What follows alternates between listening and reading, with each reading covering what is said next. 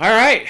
Welcome back to Let's Talk Title with Emerald Coast Title Services. I'm Dion Moniz, the president, and Casey King, vice president. Hello. Episode number 3. I know, it seems like we just did the last one. I know. I feel like we're becoming pros. I don't know if I go that far. Yeah, not yet. You're the pro. It's definitely getting easier with each episode. Yes. So we just heard some great news today, related to real estate. The governor is allowing short-term rentals to reopen. So I expect lots of traffic in our area for Memorial Day weekend, but that's very much needed for the economy. So and glad to see 7 counties. That. Yes. So hopefully we're finally starting to see things reopen, and we're already seeing a lot more new contracts come in. Oh yeah, tons. So the real estate market's kind of already showing some recovery for us. Oh yeah. So let's hope that continues. Yep. Fingers crossed. Exactly, and toes. Yes. So today, what are we going to talk about, Casey? Title insurance. Title insurance. So we had a couple of agents. We always like to get input, and we had a couple of agents reach out and suggest that we talk about title insurance and why it's necessary. Because we do get the occasional buyer that does not want title insurance for some reason. So we're going to hopefully explain what it is, why it's important, and hopefully anyone who watches this will always get title insurance going forward. Exactly. So in general, title insurance is insurance for the title of your property, for the ownership. It helps protect against unknown title defects, essentially. Right. So anytime property is transferred, it's recorded in the public records. If there's a mortgage or any kind of lien, it's all recorded in the public records. So you search the title to see what kind of liens, levies, encumbrances, or whatever are on that piece of property and what needs to be done to clear title. Right, and as a title agent, we go out and get what's called a title commitment, which is when someone searches the public records to see what's out there that might need to get cleaned up so that the seller can convey clear title to the buyer. And then it's our job as title agent to fix all that stuff so that title is clear. Yes. But sometimes the searcher doesn't always find the stuff, right? There are lots of unforeseen title discrepancies that can pop up, and that's where title insurance comes in. Yeah, because what I like to tell people is that title search is only as good as the searcher. Right, exactly. Which is a human being. Yes. And so mistakes happen. A lot more than quite you often would like to admit. Right. In addition to fraud and other things that we'll get into. Right. But and so title insurance insures backward. Yes. And what's the premium set up? It's a one-time premium. It's paid at closing. It's generally 0.5% of the purchase price. And it protects the buyer for as long as he or she owns the property or their heirs, his or her heirs on the property. Yeah, which is big. Yeah. And there's 2 types of title insurance. There's the lender's policy and the owner's policy. Right. And some buyers think that, oh, my bank has a lender's policy, so I'm good. Right. No. Explain why. So the owner's policy only protects the owner, and the lender's policy only protects the lender. It's the amount of whatever the mortgage is. So if the purchase price is $1 million and you only finance $500,000, then the lender's policy will only be $500,000. But it only goes to pay off the mortgage. It doesn't provide any protection for the owner. Right. Only the owner's protection will provide protection for the owner. And the owner's policy will be based on the actual value of the house as completed. Right. And here's the kicker. And this is what really drives me crazy, especially when it's a finance deal, because the additional premium for an owner's policy on top of a lender's policy is like $150. Yeah, it is minuscule. Yeah. So an owner that does not go ahead and pony up for the owner's policy is really doing himself or herself a disservice. Yeah, they might be eligible for a Darwin Award. Yes, exactly. But what we typically see is we'll see out-of-state buyers, primarily Louisiana and some Texas, that come in, and buying it cash, so there's not that lender's policy they can piggyback on, and they just don't want to pay the title premium. Right. And so we actually have a list that we're Yes. going to put on the screen at some point during our podcast that is titled 70-something ways you could lose your home, and one way to stop it. Obviously, the one way to stop it is title insurance. Exactly. But literally, it's 70-something ways that you can have issues with title that title insurance will come in and pick up and cover. Right. And so we're going to go into a few of those. Sure. So let's talk about the 10 most common title Okay. problems that we've encountered or Right. seen. So the first would be errors in the public records, which is kind of what we touched on earlier. The search is only as good as the searcher. There could be clerical mistakes. There could be recording mistakes where it's recorded under the wrong name or with a different parcel. There could be unknown liens. A previous owner could have had a debt or something that they didn't pay off, and then that bank or entity could come and put a lien on the property. Right. Even after closing. Yes. Because the lien is against the property, not the owner. Right. And so the lien will follow with the property. Exactly. And the liens don't always get picked up on the title search. Right. The big one that we're starting to see more of is forgeries or false impersonations. Right.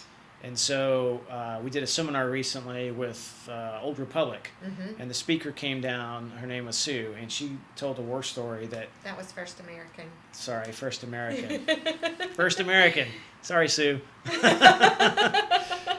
But she gave a war story that gave me chills. Right. And so essentially, buyer buys a piece of property, didn't get title insurance, gets a construction loan, and builds the house. And then put in additional money. Yes. They got a lender's policy, obviously, for the construction loan. Yes. I think they purchased the property for $500,000, and then got a construction loan, and then put in another $250,000. It was. I thought it was close to $1 million by the time they By were the done. time they got finished, it was like 1.2. Right. Anyway. And so at some point after construction, a stranger knocks on the door and says, "Hey, I'm the owner of this property. Thank you for the house you just built for me." Right. And they looked into it, and it turns out they bought the deed to them was falsified. It was forged. Right. And so that's not something that you're going to pick up because No. you've got a deed in public records. Right. You think it's good, so it's there in public records. It's just forged, and so we're seeing that a lot in South Florida. Yes. So anyway, this particular couple didn't have title insurance, so they essentially lost $1 million and didn't have anything to show for it. Right. So Because they paid cash for the land.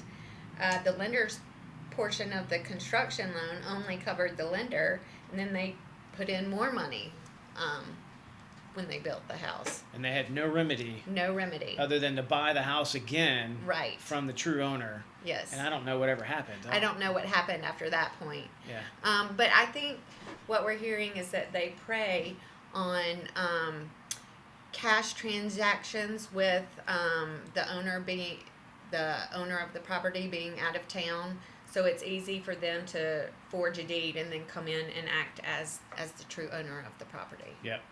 And things tend to trickle up from South Florida, so Yep. it won't be long. Hopefully we won't see too much of it here, Right. but it's still scary. Sure.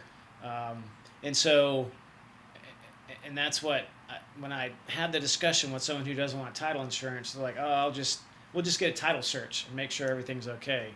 And I have to explain again, if someone makes an error in the search, that's one thing, but if you have something like this, a Yes. forged deed, search isn't going to show that. Right. So, And another common error or missing heirs when a property's been in a family for a long time and it kind of goes down, estates aren't probated, or you do a foreclosure and you don't include all the heirs, or there's a will that's later found. A lot of those types of issues can also be remedied with title insurance. yeah, as well as unknown easements, boundary and survey disputes, an undiscovered will. Right. That's a fairly common Right. one. Or a contested will. Yes, exactly. Or something we see a lot of is a marital settlement agreement Yes. where the parties didn't disclose that they were in the middle of a divorce or divorced and they didn't get into the MSA. Yes. Yeah. All right, Casey. So if someone has title insurance and one of these bad things happens, what happens? So generally they reach out to us first because the title company, but the underwriter, whoever underwrote the title policy, has a form that they generally fill out and send in, and then the title company, the insurer, has to come in and remedy the problem. Whether it's hire counsel, they can get deeds executed, whatever it takes to fix that problem, and they have to pay for it in any court costs that are incurred, which can be pretty Substantial. steep. Yeah. Yes. So you basically file a title claim, and then the underwriter has to step in and do whatever it takes to clear title, regardless of the cost. Right. Up to the amount of the title policy, Yes. obviously, plus attorney's fees and costs. But if you don't have title insurance, again, going back to our $1 million example, you're out a ton of money and possibly having to litigate it yourself and pay all the attorney's fees and costs. And good luck going after that fraudster who's probably in Exactly. Yeah. Timbuktu.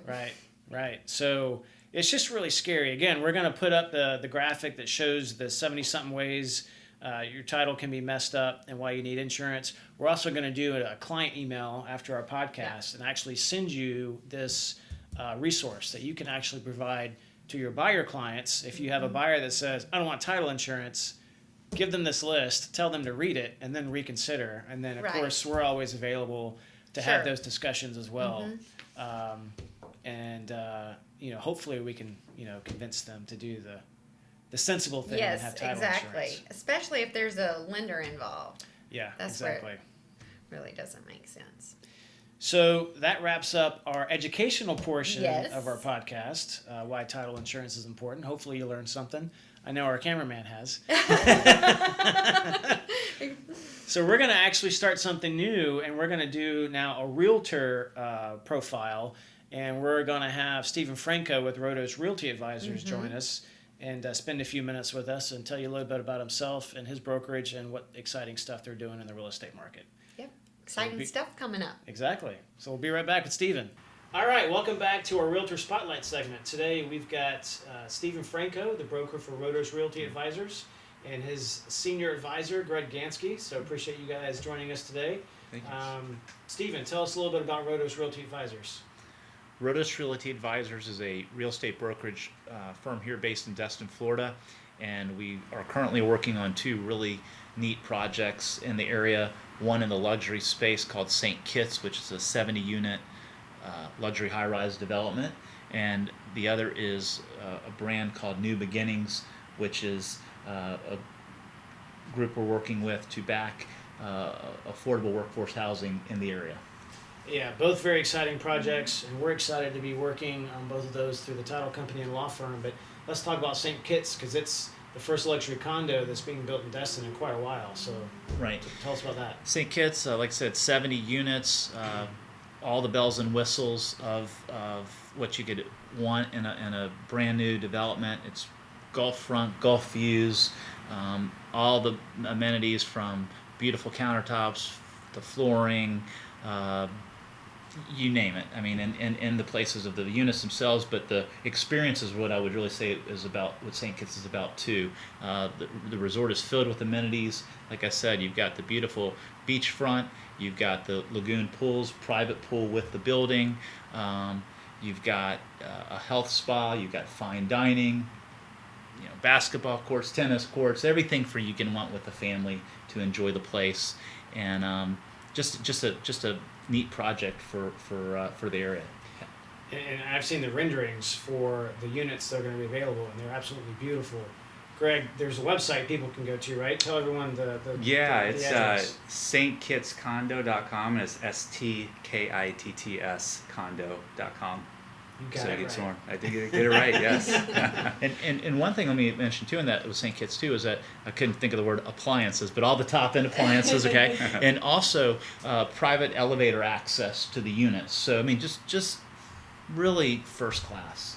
And And there's some pre-construction pricing still available. I know you've got 7 already reserved, but tell them about the few remaining units that are available under the pre-construction pricing. Okay, so we've got 7 units that are already under reservation of the 70.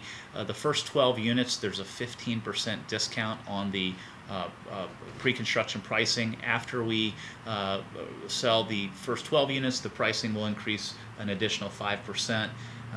And it gradually increases over the project as we sell the units through the 70 units. But now is the best time to get in and have your widest selection of units to choose from, and get your best price.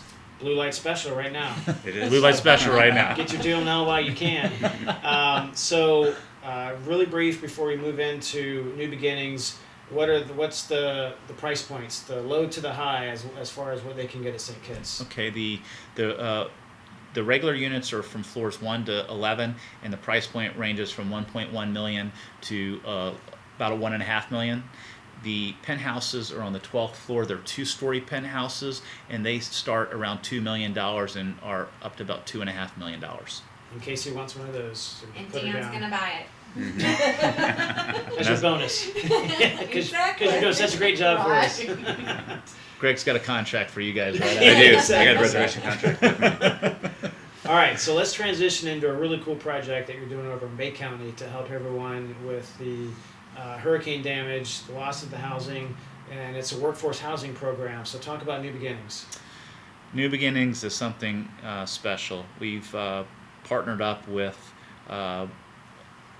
Matt Staver, who's a good friend of both of ours, and it's a workforce housing solution that is really more a community redevelopment program. We are providing housing that is well-made construction at an affordable price, energy efficient, meets all LEED standards, can withstand up to 186 mile an hour winds. Just really a well-made home, but it's also something in which people can afford, and it really is far superior than the product in its price point.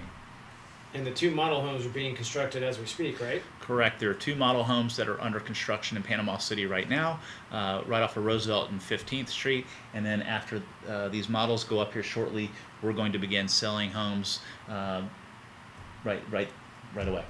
Yeah, very exciting stuff. I think it's going to do a lot for the area. Again, they look great, they're built very well, and they're very reasonably priced, so I think that's just what that area needs. So excited for what y'all are doing to help Bay County. And this might be scaled outside of Bay County, right? Correct. We're working with municipalities across the region here, and honestly throughout the state of Florida. The demand for affordable workforce housing is not just a regional or a state issue. It's a national issue around our country, and we've had a lot of experience in community redevelopment. So it's not just about the home. It's about really redefining the communities themselves with the home, the park, the everything that encompasses it. Absolutely. Well, very exciting to see that project grow, and glad to be part of it on the law firm side, so thank you for that. So I guess that's going to do it for our podcast today. Thank you again, Stephen and Greg, for joining us. Thank you. I appreciate it. Great Now to it's be your turn to have us on your podcast. Next time you'll see Dion for sure. So again, we'd like any of your feedback. If you have ideas on issues that we can cover at our future podcast, please let us know. And in the meantime, we'll talk to you later. That's it for Let's Talk Title with Emerald Coast Title Services. Bye-bye. Bye. Peace. Yeah.